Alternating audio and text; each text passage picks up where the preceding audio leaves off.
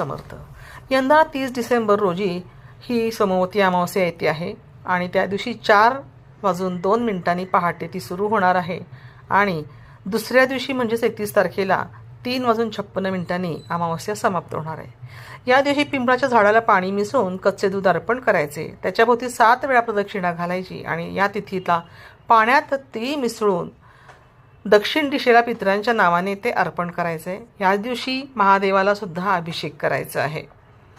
भगवान शिव, देवी पार्वती आणि भगवान विष्णू यांचे आशीर्वाद या दिवशी आपण यांची पूजा करून मिळवायची आहेत. तसेच या दिवशी यंदा सोमवती अमावस्येला नवीन वस्त्र, हिरवं मूग, पन्ना, पितळेचे भांड, कापूर आणि पुस्तकं दान करणं हे शुभ मानलं जाणार आहे.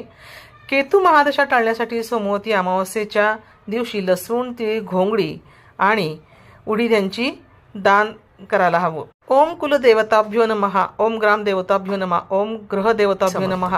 यंदा हा मंत्र म्हणणं गरजेचं आहे. ही